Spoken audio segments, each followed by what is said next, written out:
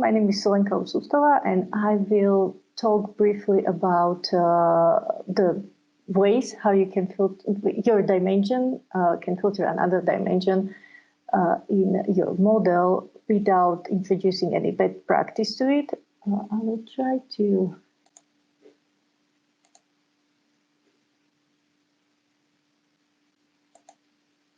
Okay. So as you can see, this is very simple model. I have only fact table and two dimensions.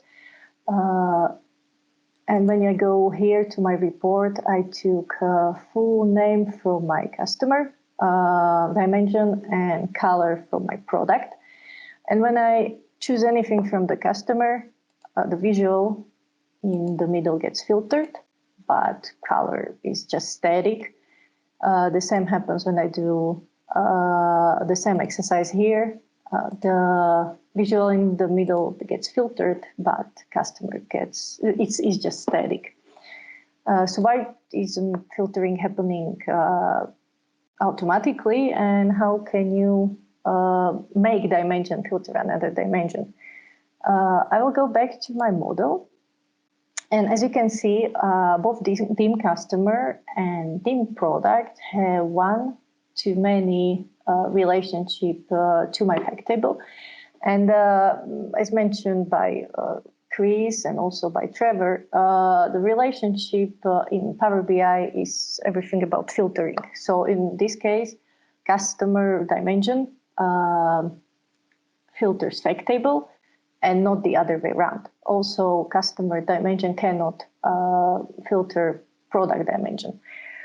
So how you can do it, there are two ways which are kind of best practice, but I will start with something that is very bad practice and you shouldn't use it, but I understand it's used quite often.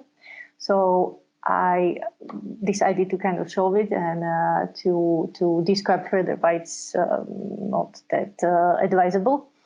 Also, Chris mentioned during his presentation that whenever you are creating relationship between your tables, it should be, it's desirable to have it as one-to-many. I can easily change it to a bi-directional relationship by just clicking both, and it's done. So, and what this exercise does, when I go back to my report and choose customer, you see that the color gets filtered. And also when I choose my color and I choose one of them, my customers get filtered as well. So why it's not a good practice is that it's about the filter context mentioned here multiple times. When you have one-to-many relationship, you know that filtering works, as I mentioned before, from customer to fact table, and not the other way around. Once you enable bi-directional relationship, you offer your the algorithm behind the Power BI engine multiple ways how that filter can be propagated between your tables. So I have really very simple model, and maybe you wouldn't see any difference between your results. But once you get more robust and more complex solution, then you cannot control how the filter will be propagated, and you might get very funny results. The other thing is once the filtering works both ways, it has also significant query performance, significant impact on your query performance. So there is another method which is very simple as well and can be used instead. When you have star schema model with all the keys and all the quantitative attributes in your fact table, then it should be difficult for you to create a measure in it.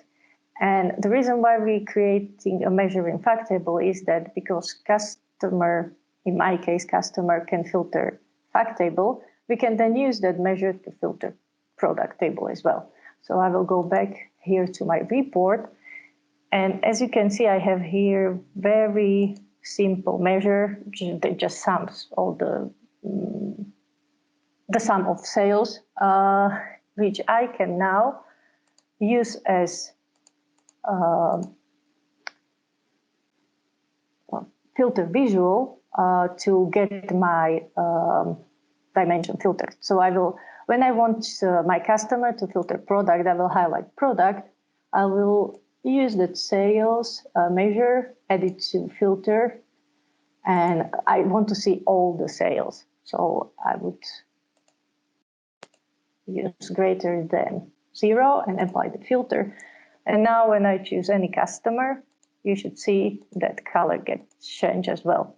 And it's very easy, and it's a better practice than having bidirectional filtering that create a lot of challenges the more robust your model gets. It works the other way. So when you want products filter customer, you just highlight customer and add that sales here to visual filter and do the same. So if you have really star schema and you can create measure in fact table, these methods should work majority of cases. I have one example here where I wasn't able to get the results as I expected. So as you can see, I have here categories of data, and firstly, I have them in table, and then this is a card that shows all the categories of products that they have. So again, as my user might come that they would like to see it dynamically changed based on the customer I select. So when I add my sales measure to visual for this table and do it greater as 0, automatically change to only 3 categories because I've got sales only for 3 categories. And when I choose any of the customer, it works well. It gets filtered, but this one remains static, right? And when I want to do the same here, I cannot really click on anything. It just ignores me. So in this situation, how should you change the relationship, right? Should you go directly to your model and change it, as I said, that you shouldn't? That is a bad practice. And the answer is still the same. No, don't do this. But there is other way, and that's by using DAX measure that would propagate that filter for you. And you can use function cross filter to do the job for you. So for example, okay, let me go back here. This number of categories is calculated as distinct count from product category. And I will just use cross filter to calculate the same, but in the same time, I will change the directional relationship between product and fact table to both. So it works. Okay. So I will just click here. And now when I choose any of my customers, this gets filtered dynamically as well. And so in summary, if you want to filter your dimension by another dimension, there are really 2 best practices that you can use. First one is to use measure from fact table to filter as on the visual. Select whatever threshold for activity you desire, and if for whatever reason it doesn't work, you can then change the direction of the of your relationship by function cross filter. So, and that's it. Thank you for your attention.